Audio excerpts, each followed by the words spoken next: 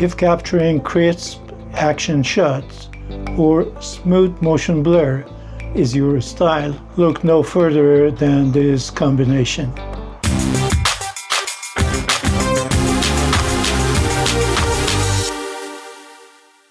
In my previous video, I covered aperture priority and how it works, and today we are diving into shutter priority. This mode is ideal when controlling the motion is your top priority, whether you want to freeze the motion or create a motion blur. The difference between aperture priority and shutter priority is in aperture priority, you set the aperture to control depth of field.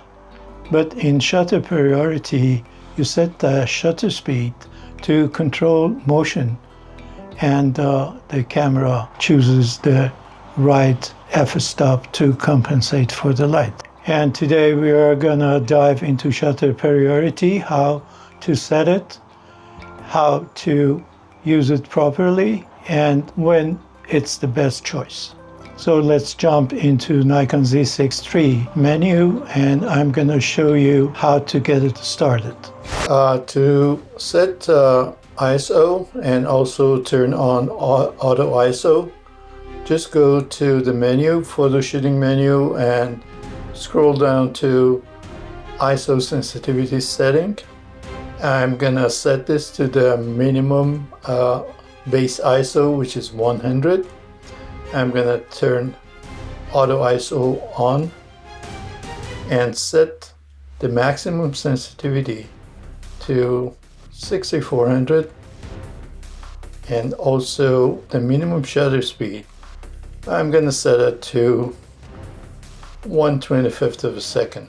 With this setting, the camera doesn't go any higher than ISO 6400 and doesn't go any lower than the minimum shutter speed of 1/25 that you have set. In shutter priority, you set the shutter speed based on your creative intent, and the camera automatically changes the aperture to obtain a perfectly balanced exposure, resulting in a properly exposed image.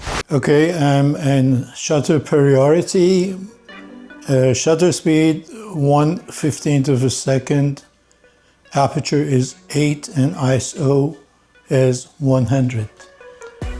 And if there is any change in light, you can see that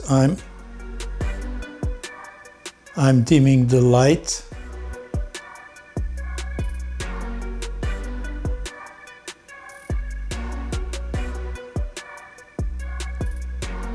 And aperture is changing.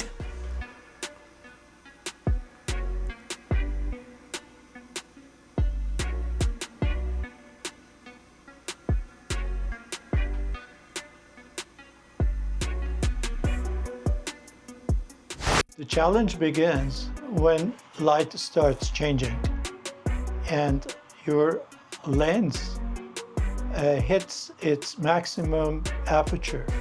It means it cannot be any wider. I'm shooting at 1/25 of a second, aperture 6.3, and ISO is 100.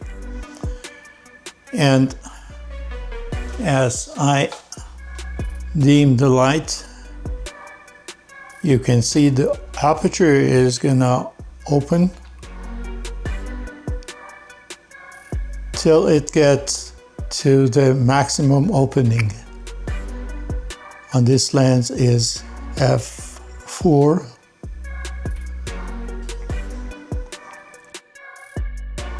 And from here on, you can see that I'm gonna get underexposure.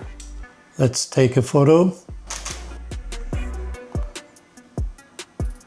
The usual solution is to raise the ISO, but when you're shooting fast, there's no time to change the ISO manually because you're gonna miss the shot. That is where auto ISO becomes a lifesaver. When you turn on auto ISO and your lens hits the maximum opening, let's say at f4, then the camera is gonna increase the ISO, and the increased ISO assures that you get a proper exposure. Let's do this when I turn auto ISO on. I'm dimming the lights.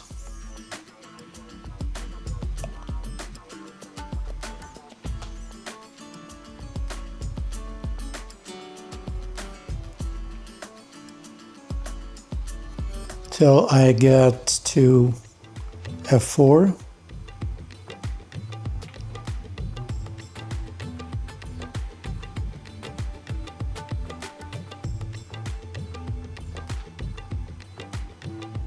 And you can see that ISO is picking up, changing it from 100 to 1250.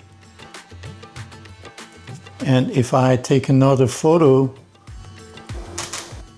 you will see that this time we have a balanced exposure and the image is not underexposed. Photography in a fast environment is all about timing and instinct. If you spend a lot of time just going through the menu, there's a great chance that you're gonna miss a great moment. Shutter priority with auto ISO is gonna reduce your workload, also speeds up your shooting. Using this combination lets you to focus more on the composition and your subject. Remember that shutter priority with auto ISO is not just a shortcut, it's a strategy. It's a smart strategy for capturing more creative images while maintaining a well-balanced exposure in any lighting condition.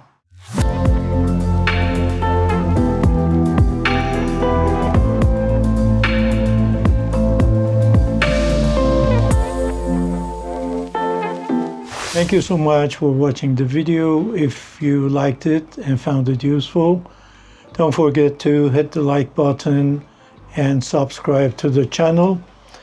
I post a new video every week on Monday or Tuesday, and by subscribing you won't miss any of the upcoming videos.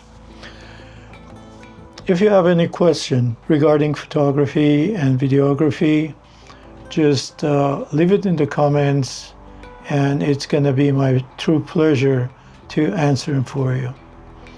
And as usual, take good care, keep shooting. I see you soon. Cheers.